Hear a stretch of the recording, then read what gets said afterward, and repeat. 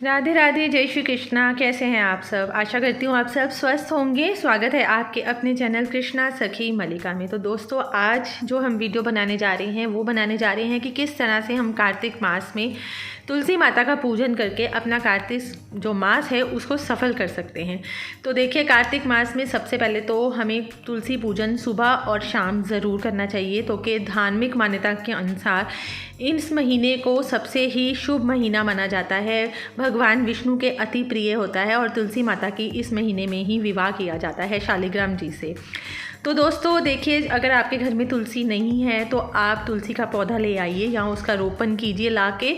और अगर आपके पास तुलसी का पौधा है तो रोज़ उसको सुबह हमें ज़रूर जल चढ़ाना चाहिए। सबसे पहले आप तुलसी को, जो तुलसी माता है, उनके पौधे को, उनके गमले को अच्छी तरह से साफ़ सफाई कर लीजिए। उसके बाद जल लीजिए और जल में आप 1 या 2 बूंदे ही सिर्फ कच्चे दूध के डालिए। ज़्यादा दूध डालने से भी जो मिट्टी होती है ना, वो ख़राब होने का डर होता है।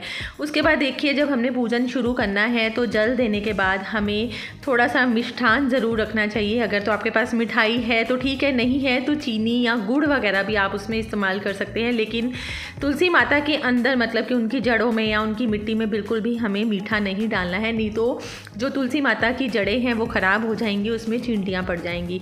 और उसके बाद हमें तुलसी माता को तिलक लगाना है। तिलक लगाने के बाद आप दीपक को प्रज्वलित कीजिए। दीपक जो है दोस्तों, वो सुबह और शाम हमें तुलसी माता के ऊपर लगाना चाहिए, उनकी आरती करनी चाहिए।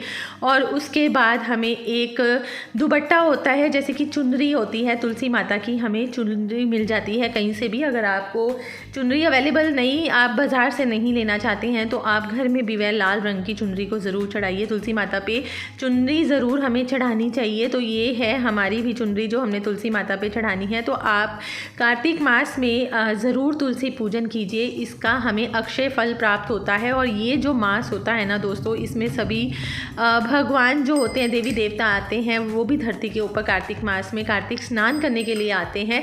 तो आप इस दिन ज़रूर दोस्तों, मतलब इस महीने में ज़रूर, इस महीने को पवित्र महीना माना जाता है और इस महीने का ज़रूर फ़ायदा उठाइए और भगवान विष्णु की आराधना कीजिए, कार्तिकेय जी की आराधना कीजिए, गणेश जी की आराधना कीजिए और साथ में तुलसी माता की ज़रूर हमें आराधना करनी चाहिए। और उसके बाद आप तुलसी पर दीपक जलाइए और उस दीपक से आरती कीजिए। अगर आपको आरती नहीं आती है तो आप कुछ भी तुलसी माता के मंत्रों का जाप कर सकते हैं। तो के मंत्रों का जाप करने से हमारे अंदर में जो घर में जो नेगेटिविटी होती है, अशुद्धता होती है, वो सब बाहर निकल जाती है और घर में सकारात्मकता, पवित्रता बनी रहती है।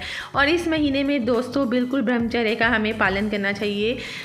हमें ये महीना बहुत पवित्र होता है, इसलिए इस महीने में सुबह और शाम भी तुलसी माता की इसी तरह का पूजन कीजिए। और देखिए, तुलसी माता को जो तिलक लगाया जाता है वो सिंदूर का तिलक अभी नहीं लगाया जाता जब तक उनका विवाह नहीं होता है। जिस दिन उनका विवाह होगा उस दिन ही सिंदूर का तिलक लगाया जाता है। वैसे आप हल्दी का तिलक लगा सकते हैं और चंदन का तिलक भी बिल्कुल नहीं लगाना चाहिए, क्योंकि कन्याओं के लिए और स्त्रियों के लिए चंदन बिल्कुल वर्जित होता है। चंदन का भी तिलक नहीं लगाना चाहिए।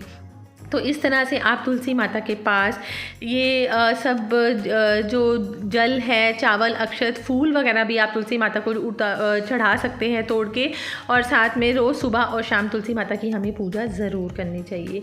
आशा करती हूँ आपको मेरी ये वीडियो पसंद आई होगी। और दोस्तों, तुलसी माता जो होती है ना, वो माँ लक्ष्मी का ही रूप माना जाता है और माँ लक्ष्मी के रूप में, और तुलसी माँ लक्ष्मी को तुलसी माता के रूप में ही पूजन किया जाता है। और इस तरह से जब तुलसी विवाह आता है तो उस दिन जब हम विवाह करते हैं तो उस दिन तुलसी माता को पूरा सजाया जाता है, चूड़ा पहनाया जाता है, उनको श्रृंगार का सम्मान अर्पित किया जाता है और साथ में सिंदूर भी लगाया जाता है। और शालिग्राम जी के साथ भी कई लोग विवाह करते हैं। अगर आपके पास शालिग्राम जी नहीं है तो आप कृष्ण जी के साथ भी तुलसी माता का विवाह कर सकते हैं, पूर्ण रूप से जिस तरह से विवाह होता है।